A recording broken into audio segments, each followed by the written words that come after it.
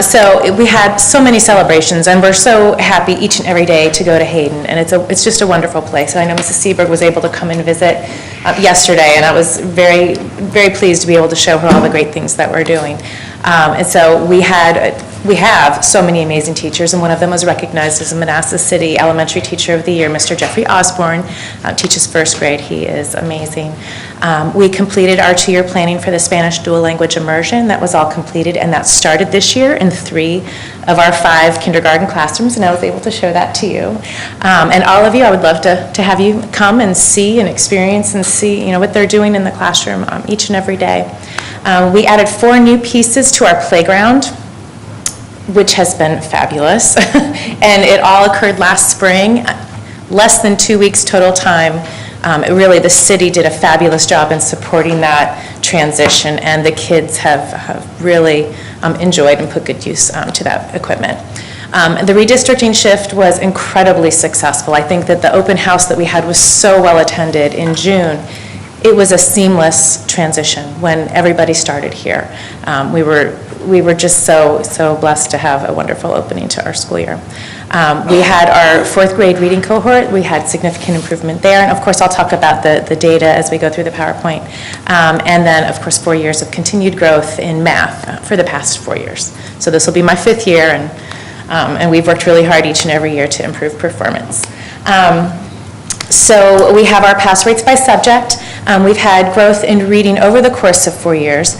When you look at the scores overall, that doesn't tell the whole picture. We've had incredible growth in our 3rd grade scores, and I'll talk more about that as we move through this. And then, of course, our 4th grade cohort, those 3rd grade scores from the year before really improved, and so we'll be able to share those celebrations. And then, of course, we've had continued growth in math over the past 4 years, and really worked to increase Virginia history, and that's going to be an area that we really keep targeting our performance and improving that for our students.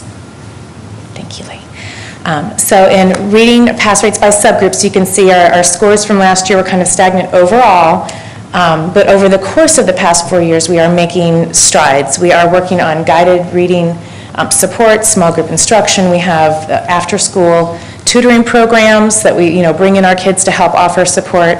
And again, the cohort scores really tell the tale that we have targeted the remediation and the extension. We really want to make sure that we're meeting the needs of all of our students, not just average or lower level students. We want all of our students to really excel and support the needs by providing that small targeted reading instruction. We're very proud of our work, Mrs. Kiefer, with our students with disabilities, so that we really, by meeting the needs of all of our students, providing them grade level standards and expectations with that small group support makes all the difference. And my coaches, which is why,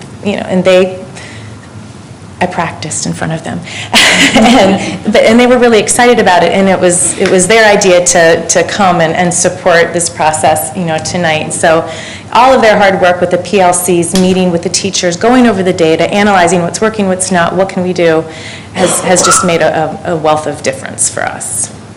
Let's go into math. Math, we're super excited. Math has been fabulous. We started a 30-30-30 block where we have 30 minutes of whole group instruction of the grade level standard, and then being able to target 2 30-minute blocks of intervention, remediation, extension, enrichment. It's just getting our kids thinking and talking about math. And as you can see, it's really paying off, and we're meeting the needs of so many of our gap groups. We have a lot of work to do, obviously, still, but we're moving upward. We're making the growth that we're very proud of, and our students they're just so excited to come every day, and they really work hard. So here's kind of where you can see the piece where our 3rd grade scores went up 5 percentage points, and then looking at 4th grade, the year before they had a score of 63, and then this year they went up 9 percentage points to 72. So really targeting that small group instruction has resulted in the growth that we were looking for, and we are going to continue to target and support all of our students to keep that upward trajectory. And then, of course, in math, we made gains in both 3rd and 4th grade individually as well as combined. We're very excited and proud of the score of 84, which exceeded the state average. So we really feel like we're on the right path to meeting the needs of our students. And the 4-year gain is something that we're exceptionally proud of. It's been a long process, as you all know. It's hard to bring into play, a new instructional framework, but we're very confident that we're on the right path.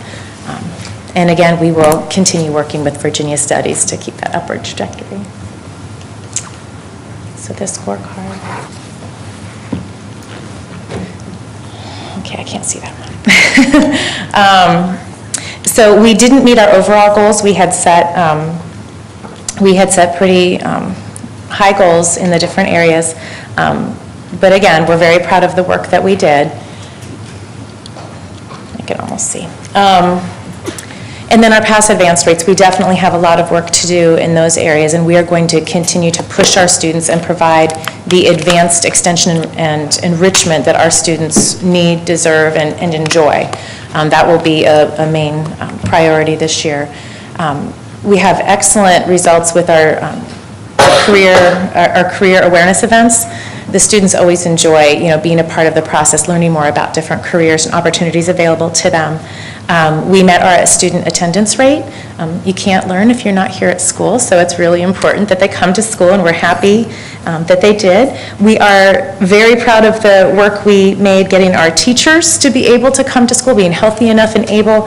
They did improve. We didn't quite meet the goal, but at 95.36, we're very excited that that we're again on the upward trajectory.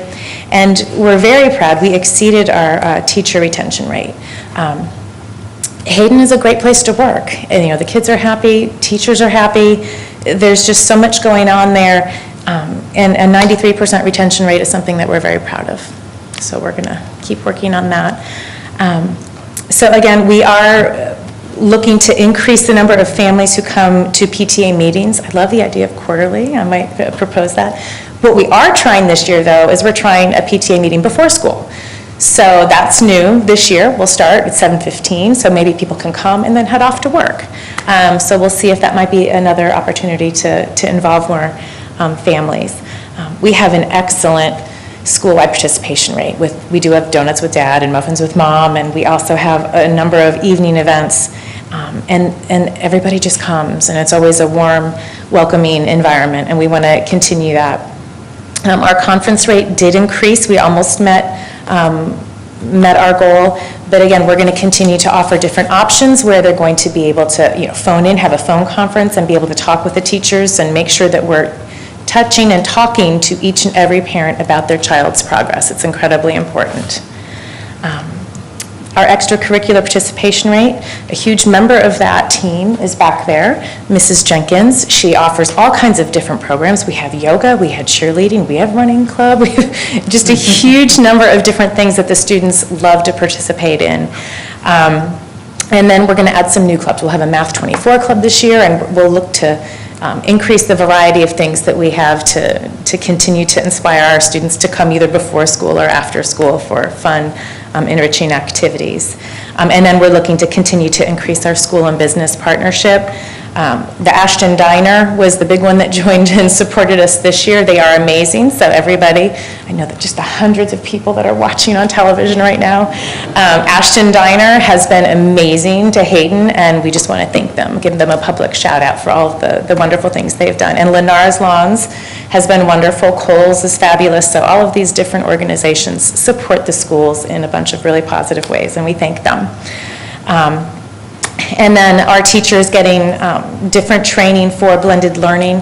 It's so incredibly important for our teachers to know how to use the technology, to then teach our students to support their engagement, to keep them involved, and keeping up with, that's one of the hardest challenges, keeping up with the technology. And so we made incredible progress, but we still have work to do, and we're going to keep working on that this year. So, thank you, Lee.